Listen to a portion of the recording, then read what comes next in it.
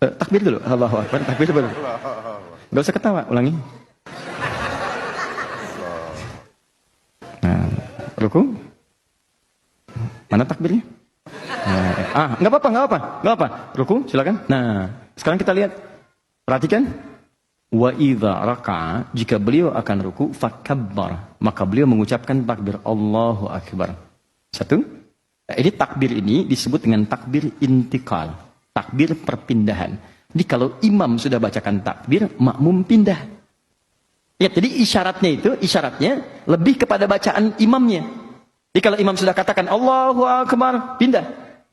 Ya, jangan lihat fokus pada gerakan imamnya. Ini jadi persoalan nanti. Kalau lihat gerakan imam, jadi kacau sholatnya.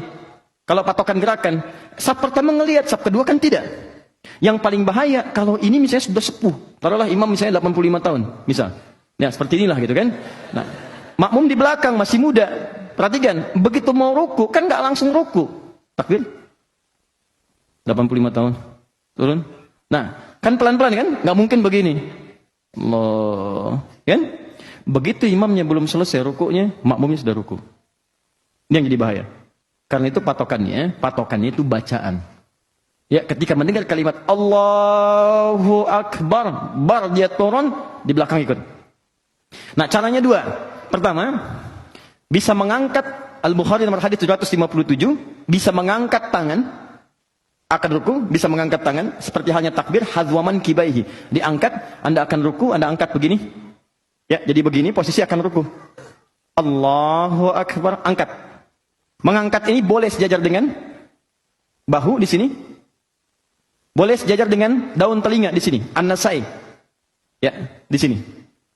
Jadi boleh di sini, boleh di sini. Mana yang paling nyaman? Jelas ya? Disilahkan Anda bisa mengangkat tangan, Allahu Akbar, atau tangan tidak diangkat pun tidak ada masalah. Yang penting takbirnya keluar kalimatnya. Jelas ya? Tapi yang paling umum, riwayat-riwayat yang paling banyak itu dengan mengangkat tangan. Ya, sehingga para ulama lebih kemudian memprioritaskan mengangkat tangan dibandingkan yang mursal, irsal begini. Jelas ya? Baik. Allahu Akbar, ruku. Anda kesini mas? Nah. Pelan-pelan, kita mulai dari punggung sampai dengan kepala. 789. Masih di Al-Bukhari. Sama dengan hadis Muslim, nomor hadis 411, ditambahkan dengan keterangan sahabat Ali bin Abi Thalib. Perhatikan baik-baik. Saat Nabi ruku itu, perhatikan kalimatnya, supaya lebih mudah saya gunakan bahasa Indonesia, maka punggungnya sejajar, lurus, sampai dengan bagian kepalanya, lurus. Mohon maaf saya, ini kan. Saya mulai dari punggung dulu ya. Ini. Kata sahabat Ali bin Abi Thalib, sampai-sampai, saking lurusnya, kalau ditaruh satu bejana yang dituangkan air di atasnya, itu tidak tumpah.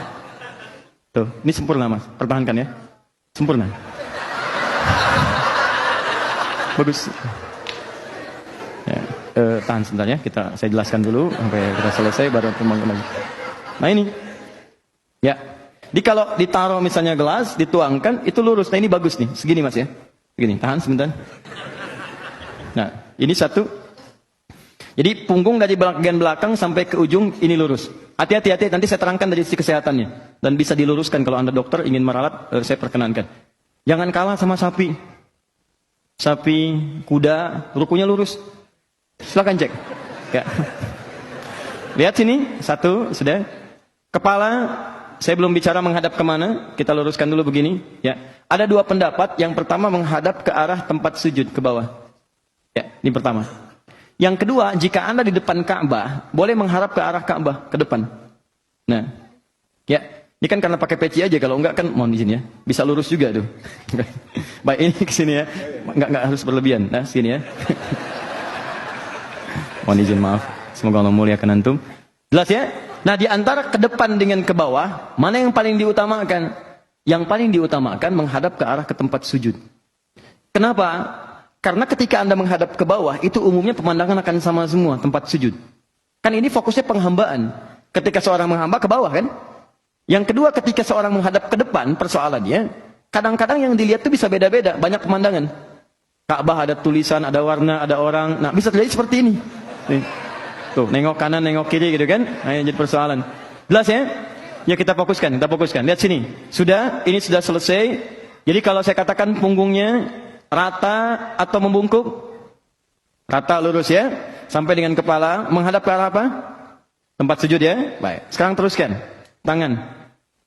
Telapak tangan diletakkan tepat di lutut. Mana lutut? Kepala, pundak, lutut, kaki. Ya. Fokus. Lihat sini. Bukan naik ke atas di paha atau turun ke betis. Karena ketika Anda naikkan atau turunkan, posisinya akan berubah. Seimbang sekali. Begitu disimpan di lutut, ini seimbang. Turunkan ke bawah, betis. Tuh. Naikkan ke atas paha. Tuh. Dan gak enak. Kembalikan ke lutut. Lurus lagi. Segini. Jelas? Ketiga maaf. Yang jari-jari tangan terbuka. Menggenggam. Bahkan kalimat nabinya, lihat kalimat nabinya. Amkana fis sujud. Atau kalimat amkana fir ruku. Makin sujudak. Kalau Anda menunaikan ruku, kata Nabi, maka tempelkan dengan kuat telapak tangan itu ke lutut Anda. Dikuatkan, ditekan. Jadi kalau orang rukunya benar, itu bagian belakang pasti tegang di sini. Lurus pasti. Ya, jadi ini ketarik nih. Jadi begitu ini ditekan, ini naik ke atas. Lurus. Itu kalau rukunya benar, ini pagal-pagal ini hilang. Pagal hilang, ini lurus, ini baik. Karena ini dipaksa naik gitu. Ini ditekan, ini naik ke atas. Semua otot diluruskan lagi.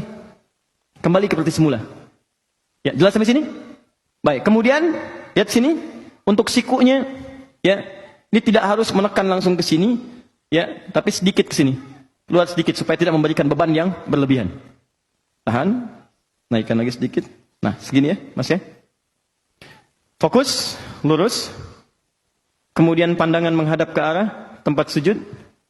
Tangan menekan kemudian di lutut, letakkan jari di lutut dengan terbuka bukan tertutup. Berikan tekanan ke bagian belakang. Jelas? Ini kita belum sempurna rukunya, baru turun ruku. Belum bacaannya. Jadi kalau belum posisi begini, jangan dulu baca. Jangan dulu baca. Bagaimana bisa baca tenang posisi belum sempurna? Ya, tenangkan dulu diri kita. Kata Nabi sampai tenang dulu. Nanti habis tenang, habis enak, baru berdoa. Bukankah doa dalam keadaan tenang, nyaman kita sampaikan? Jadi kita belum sampai ke bacaannya. Jadi sampai di sini, tenangkan dulu keadaan rukunya, biarkan darah mengalir dengan baik. Setelah mengalir, setelah nyaman, baru berdoa.